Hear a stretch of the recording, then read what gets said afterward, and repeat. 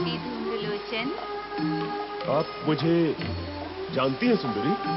आप जैसे महान असुर को भला कौन नहीं जानता? मुझे तो आश्चर्य इस बात का हो रहा है कि आप यहाँ शुंभ निशुंभ के दूत बनकर क्यों आए हैं?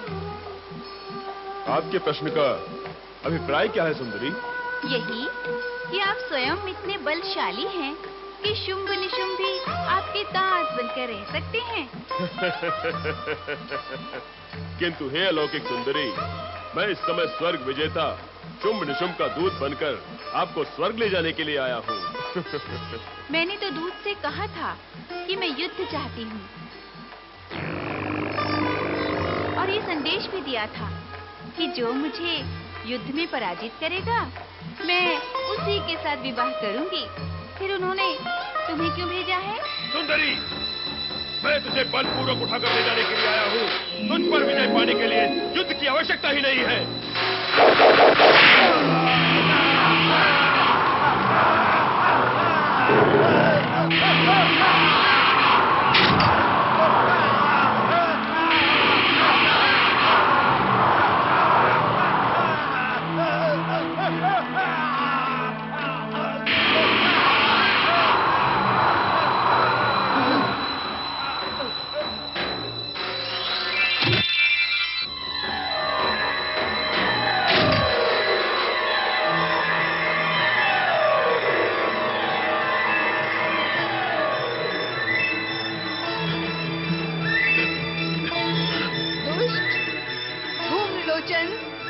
यदि तू जीवित रहना चाहता है तो अपने स्वामियों शुंभ निशुंभ को युद्ध के लिए भेज।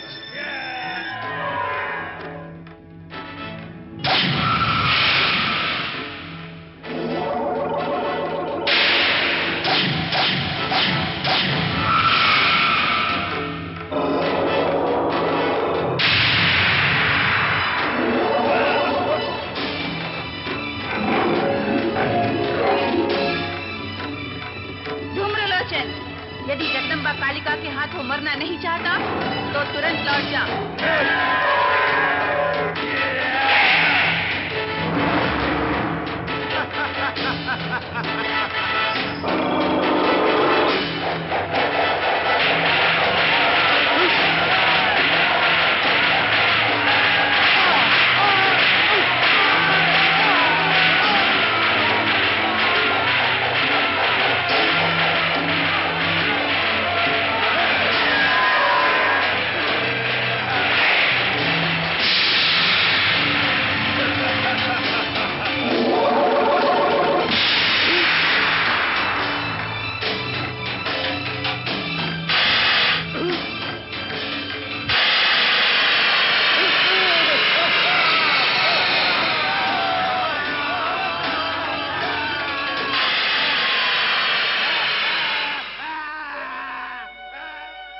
पुत्री कौशिकी,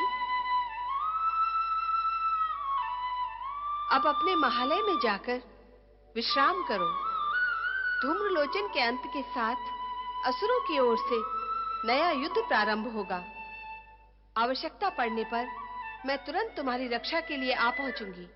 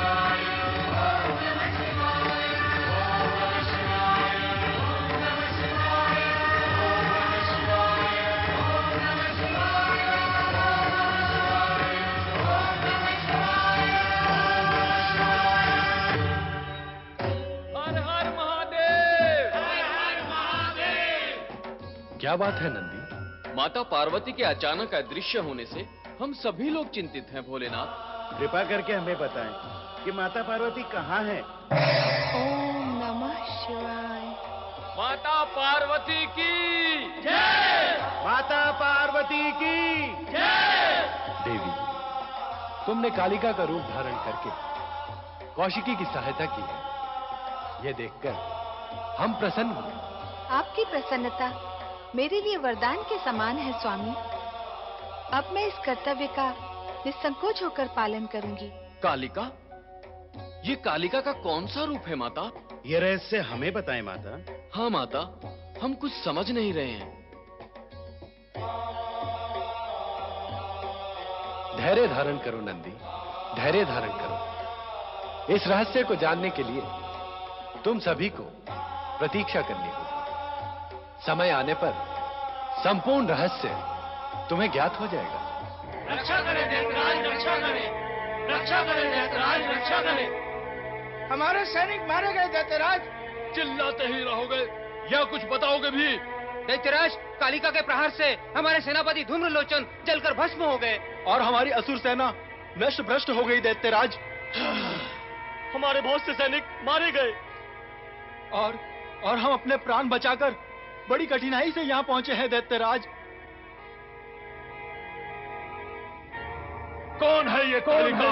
कहाँ से आई ये कालिका जिसने हमारे सेनापति धूम्रलोचन को भस्म कर दिया? कौन हो सकती है कालिका? अवश्य ही ये सुंदरी कौशिकी की रक्षिका है। सबसे पहले हमें रक्षिका कालिका को ही समाप्त करना होगा। हाँ, यही एक उपाय है। निशुम, वो सुंदरी असीम शक्ति की स्वामिनी प्रतीत होती है। हमें अत्यंत सावधानी से युद्ध में उस पर विजय प्राप्त कर उसे यहां स्वर्गलोक में लाना होगा। दैत्यराज, इस समय आपको युद्ध भूमि में नहीं जाना चाहिए। धूम्रलोचन अपनी असावधानियों के कारण ही युद्ध में मारा गया। इस समय तो आपको किसी चतुर, सचेत, सावधान असुरवीर को भेजें ताकि वो अपनी चतुराई से कौशिकी को समझाकर यहाँ ला सके। दैत्यराज, उस सुंदरी से हम एक बार मिल चुके हैं। मिलने से हम उसके स्वभाव से परिचित भी हो चुके हैं। इसलिए एक बार फिर हमें उसके पास जाने का अवसर दे दैत्यराज। हमें विश्वास है कि हम उसे यहाँ लाने में अवश्य सफल होंगे। निशुम, मेरा विचार है हमें इन दोनों को ही भेजना चाहिए। हाँ भैया शुंभ, मैं भी ऐसा ही सोच रहा हूँ। चंड, मुंड, तुम दोनों असुर सेना के साथ उस ओर प्रस्थान करो। किंतु सावधान, विजयी होकर लौटना। ऐसा ही होगा दैत्यराज। अधिपति महाबली दैत्यराज शुंभ निशुंभ की जय। स्वर्गाधिपति महाबली दैत्यराज शुंभ निशुंभ की जय। शुंभ निशुंभ ने पहले धूम्रलोचन को भेजा देवी कौशिकी के पास और उसे मरवा दिया, और अब मरने की बारी है चंड मुंड की। क्या कारण है कि शुंभ निशुंभ अपनी असुर सेना को भेज रहे हैं? युद्ध करने स्वयं नहीं आते। वो देवी कौशिकी की शक्ति से परिचित होकर भयभीत हैं कि कहीं उनके हाथों वो मारे न जाएं। नारायण नारायण। देवराज एवं देवगण, आप सब यही विचार कर रहे हैं कि शुंभ निशुंभ स्वयं युद्ध करने क्यों नहीं जाते? कहीं देवी कौशिकी के हाथों मृत्यु को प्राप्त होने के भय से तो नहीं जाते? यही विचार मेरे अथवा अन्य किसी के भी मन में आ सकता है देवराज। कैसा विचार देवर्षि?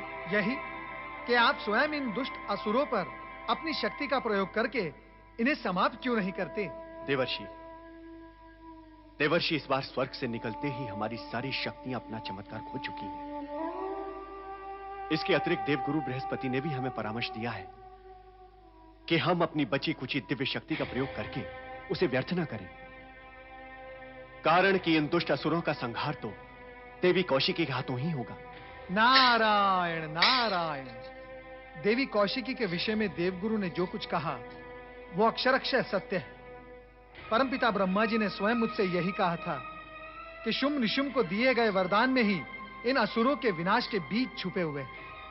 इसलिए देवराज, आप निश्चिंत रहें और हां, इन दुष्ट असुरों की दृष्टि में आकर अपने लिए संकट को निमंत्रण न दें। दैत्य सेनापति चंड मुंड की जय। दैत्य सेनापति चंड मुंड की जय। नारायण नारायण। स्वर्गाधिपति महाबली दैत्यराज शुंभ निशुंभ की जय। स्वर्गाधिपति महाबली दैत्यराज शुंभ निशुंभ की जय। दैत्य सेनापति चंड मुंड की जय। अरे नारद, तुम ही हो? ये तो सारा जगत जानता है कि मैं हूं। पूरी बात सुनो नारद।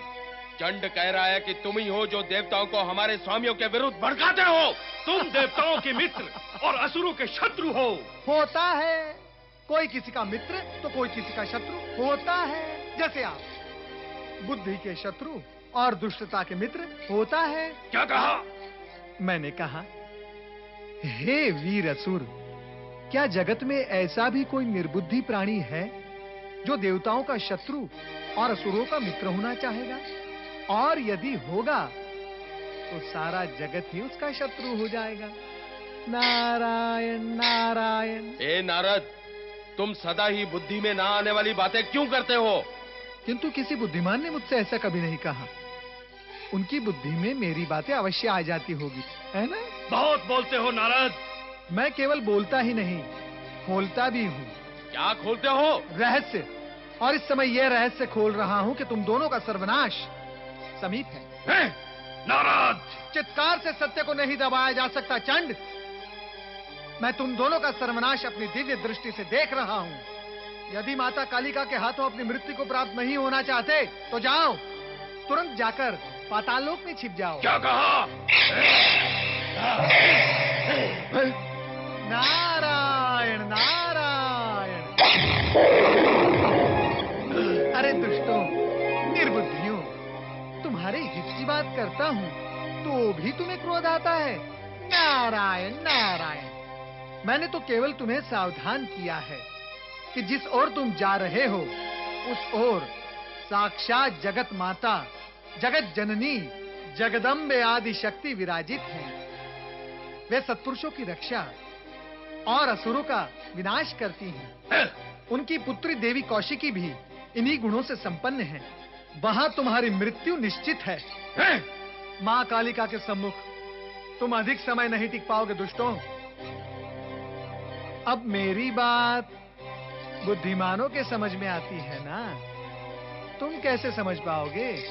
नारायण नारायण। और विधि के विधान के आगे तुम क्या करोगे और मैं भी क्या करूं?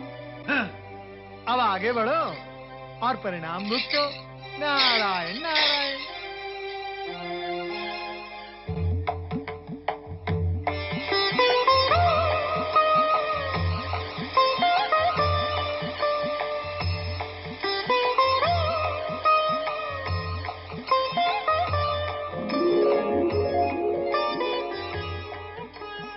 स्वर्गाधिपति महाबली दैत्यराज शुंभ निशुंभ की जय।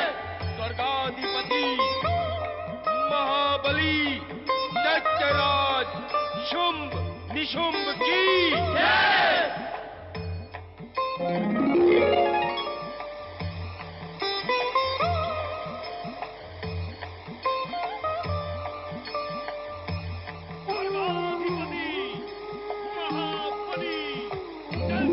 कौशिकी, इस बार उन दुष्टों ने चंडमुंड को भेजा है।